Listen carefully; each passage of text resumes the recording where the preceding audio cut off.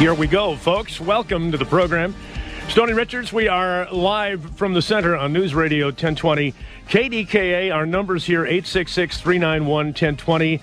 Lots to cover in this program today, so I'm going to get right to it now and go to our 84 Lumber Project Professionals news line for a gentleman who for decades has been putting his talents to good use on the air. But now Joe Cipriano is putting his talent on the page with a new book. His first book, Living on Air, Adventures in Broadcasting with his lovely wife, Ann. Joe, welcome back to the program. How are you? Hello, Stone. Hello, Joe. How are you? I had no idea you were on the phone. Well, here's the thing. Not only on the phone, they're telling me we're on the radio. I have You mean what we're saying right now is going out there? This is horrifying. And you've been doing this. You've been putting sounds out to the masses for, well, dare I say, close to 40 years now. Isn't that so? Yes, almost as long as you, my friend. No one could be doing it that long, I'm sure. But the fact that you have, and you still have all your hair, is remarkable. That's right. It doesn't take brains to grow hair, though. Well, but it does take a lot of brains and smarts, and if I may, chutzpah. Let me clean that up. To be one of the most successful voiceover artists in America, many years you've done that. Wow. Well, thank you. If I meet that fella, I'd like to shake his hand. But I have been very lucky, Stone, as you know, and as the voice of the Fox network for years and years and years, and now CBS, and I've gotten to do the Emmy Awards and the Grammy Awards. Frankly, I can't keep a job. Well, and I think that's now you're turning to books, but I think it's wonderful because that's what's so charming. Seriously, if I can be about this book, Living on Air: Adventures in Broadcasting. You tell a story about some very successful people, some very successful ventures of your own, and a very, very a successful life in a way that is down home. You do not have to know this business. You go, this is just a guy making a mark in the world, and it's a good read. Oh, thank you, Stone. Well, it's true. I mean, to me, so much of this book is about radio, and then a lot of it is about voiceovers and broadcasting and all of the fun things that I've gotten to do. And it's really kind of a love letter to radio, to those golden days. Actually, KDKA, continues that tradition of, servicing the local community, which is so wonderful. There aren't a lot of radio stations that continue that. Well, and you really glamorize radio back in the day, and as you know, there aren't many radio stations like when you started out, and many of those opportunities that you had for people, not to be at the high pinnacle that you are now, but to just get on the air and be a radio host. Exactly, your local radio station. I mean, I started, and you did as well. When we were teenagers, I remember being on the air at 16 years of age, so that's 1970, and we were playing top 40 music, and we would have to read the news once an hour. Sure. And, being a 16-year-old kid, I mean, all the stories in the headlines were about the Vietnam War at the time. I didn't even know how to pronounce any of these towns and battlefields and things like that. And so I was live on the air reading this copy for news that I had no idea how to pronounce this next word. So I did what anybody would do. I reached over and I turned the transmitter off the air. Of course. And then I let the sit there for about 10 seconds, and then I flipped it back on and I said, and that's news. Now let's check out weather. You just can't do that anymore. No, you sure can't. What made you put it into a book? I mean, to tell this story, what was the driving force that made you want to put this into a book form? Well, I've been very fortunate that a lot of people will email me, or I'll speak to them, at seminars and things like that. They want to know, how did you do this? How did you get into voiceover? A lot of people want to know how to get into broadcasting. How did you transition from broadcasting into voiceover? And actually, you know what? It's the kind of advice and common sense that works in anybody's career. And so I wanted to gather together all these stories and tell them. And, I've met you and I both. You play a very big a part in this book because you and I work together at several radio stations, and, we're lifelong friends. And I loved getting in there and telling these stories and introducing the readers to all of these characters that I've met along the way. It's really quite fun. I've known Joe for just about all my professional life, and you're right, we are absolute brother, good friends, and have been and always will be. But the funny thing to me... you've only had me on the show twice. I know. So what's wrong don't there? Understand that. The funny thing to me was when you were writing this book, Joe would call or we'd be out to dinner and Joe would say, remember that place? What was that club in 82 that we went to with the guys from K-Hits? I was like, I don't know. I don't know. I'm trying to have dinner, Joe. My gosh. How did you remember all this stuff? Did you keep a journal? I actually made it all up. Oh. I did. I went back to friends who I worked with along the way, and we did have those kind of conversations, and I did with you as well. And a lot of it is, I was very fortunate in that I saved a lot of old air checks, which are tapes that we make of ourselves when you're on the air, as a demonstration of what you sound like on the air. Sure. So I was able to actually go back to that time. So when I was writing about 1969, and Ann and I were working on it together, we were playing 1969 music, Sure. top 40 hits, getting back into the era and then trying to recreate that and really draw people into the era and almost like a time machine, to experience it again. So that a lot of it was that. Listening to music really does bring you back. It really does bring back memories. So that was one of the things that I used. We have about a minute left in this segment, and I hope you can stay for another segment because... Oh, I'm sorry. No, don't. Okay. All right, I will. Okay. And folks can call in because some people have been asking me, I want to talk to Joe, so I want to do that. And also have you tell some of those great stories that are in the book that makes this is not a book about broadcasting. It's a book about somebody who just loves what he's doing and has been able to do it all his life and do it successfully. And the fact that you did it with Ann is marvelous. Your wife. It is. It was great to work with my wife, and I'd wanted to work on a project with Ann for so long, and we finally said, you know what, this is something we can do together. And that was the hope, in that we would write a book that, anybody can read. It's all about being positive. It's all about going after your dreams, being confident in your own skills, and continuing to grow. And don't listen to the naysayers, because there's no shortage of people that will, when you tell them your dream, they'll say, you can't do that. Joe, we're going to doing that. We're going to take a break. I'm going to tell you can't do that, and we'll be right back with Joe Cipriano on KDKA. We are back. Stoney Richards live from the center on News Radio 1020 KDKA around a gray Saturday.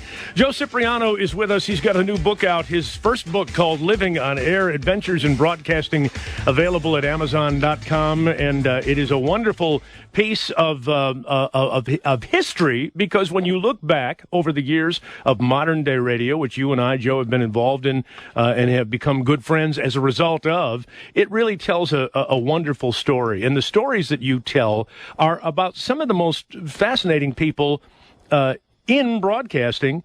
Among them, an early story that you tell, which I thought was so charming and so typical of you, was the first time you met Don Pardo, the voice of Saturday Night Live. Would you tell that story, please, Joe? Oh, my gosh. I mean, I was a kid. First of all, hold on one second.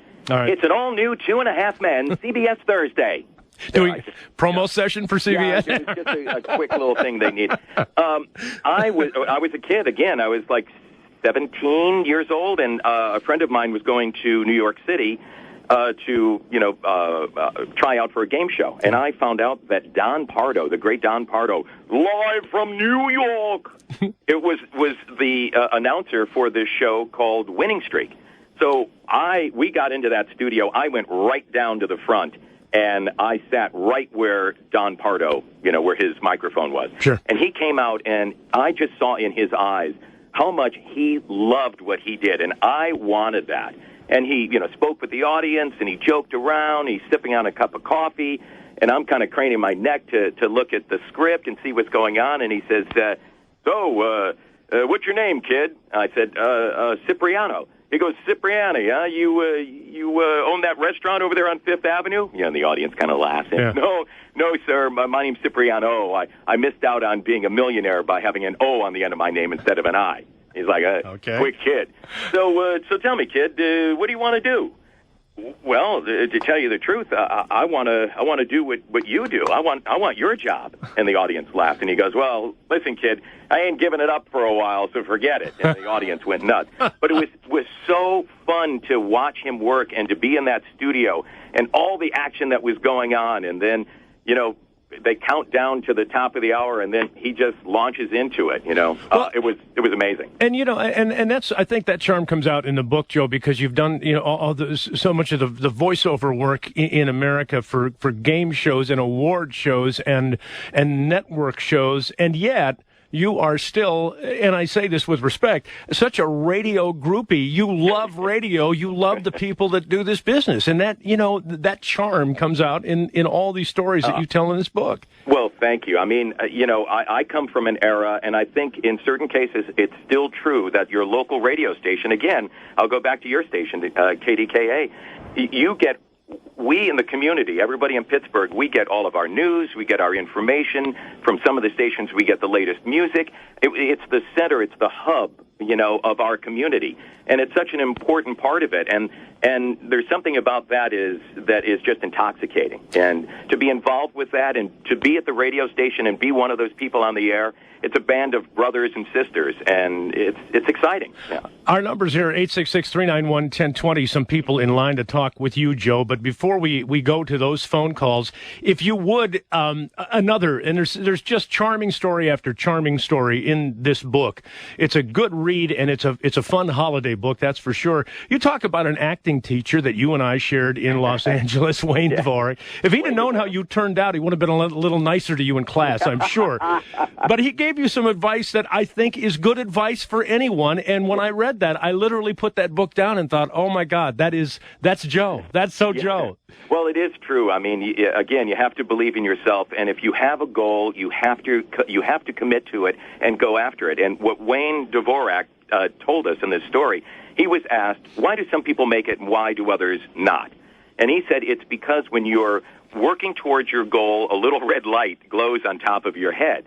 And he said you need to keep that light going because there are the gods of making dreams come true up there in the heavens, and they're looking down through the clouds, and they're trying to find these people who want to achieve their goals. And the only way for them to see them is for that little red light to be glowing brightly. And if you kind of, maybe I won't work on it today, your light goes a little dim, maybe you don't work on your dreams and your goals for a week, the light goes out, and those gods of making dreams come true can't find you. They can't help you. So I always work on any goal, even in writing this book, at least 1 hour a day and never miss a day. So the light is always on, Stone. My friends, Joe Cipriano has a red light on the top of his head, and to prove it, an airline has never run into him, and that's why he's on KDKA with us this afternoon. That's right. Joe, can I... on top of the tower at the moment. Exactly. Can I grab a call? Mark is in the North Hills and would like to talk with you. Well, how nice. Hi, Mark. Mark, welcome to KDKA. Say hi to Joe Cipriano. Thank you, Stoney. Joe, your book's on my Christmas wish list. Oh, that's great. I'm glad to hear that. Thanks, Mark. I'm a victim of voice tracking within the business, and one of the things that bothers me, and I don't want to get too inside for the audience, is the lack of development of young talent. When you reduce the liner cards, how can you develop talent, be it as an announcer or as a talk show host? Mm-hmm. And this is something that disturbs me. The three of us seem to be all in the same age group, but I just don't see how you can develop talent. Joe, we've lived that life. Please go ahead. Well, it's funny. I always look for opportunities. Everything that you say, Mark, is so true. They've taken away the local radio stations where you can develop your talent. So now the positive side of that is we've got the Internet now, and we've never had that before. If I were starting out now and I couldn't find a local radio station, I would do my own little radio show on the Internet and, maybe promote it on Facebook. And then that's a way where I can develop these skills of communication, being, quote, on the air, and do it from my home and do it on the Internet. And believe it or not, you could have more listeners on the Internet than you would on a little AM Top 40 station in Waterbury, Connecticut. So, I didn't want to go there. But you're right. Mark, thanks for your call. And Joe, you're absolutely right about that. And something I was going to ask you in the last segment was when you decided to do this. I mean, it's much like when you were doing radio at very big radio stations in Los Angeles and Washington D.C., ABC, CBS, and you literally walked away and said, "I'm going to do voiceovers." Much like now you're saying, "I'm going to write a book." I think everybody was kind of dumbfounded, and I always found when my wife Barb and I would talk about it, I would go, "You know what, Joe will find a way." And again, you have found a way with this book, Living on Air. Oh, well, thanks, Stone. You know what? It's very important. I know you're like this as well. You have an acting career. You have a radio career. You have a lot going on in your life. I think as creative people, and I think I can say that and still remain humble. Absolutely, yes. We want to continue to explore new avenues. So I'm always looking, just like you and so many of your listeners as well. You're just looking for something new to do and to expand and try something and have another goal. Because no matter how old you are, you can still set goals and you can still attain those goals. We have about 30 seconds left, Joe. How is the book available? Because I really, people, this is a fun read and a good story. Thanks, Stone. You can get it anywhere. It's a Kindle, Nook, iPads. You can get it at iTunes, Amazon.com. But if you would like an autographed book, and I'll personalize it to you, you can buy it at www.livingonairbook.com, and I'll autograph it and send it out to you. And the fact that you can write is amazing. It's amazing. I have people working round the clock doing that. They're signing my name. Joe, no, it's really me. Joe, thank you for your time. Thanks for the book, and we will see you on air somewhere soon, all right? Thank you, Stoney. Thank you, Joe. Joe Cipriano, the book Living on Air, Adventures in Broadcasting by Joe Cipriano. Honest to goodness, I'm not saying it because he's my best friend, but it is an absolutely wonderful read. More coming up on News Radio 1020 KDKA.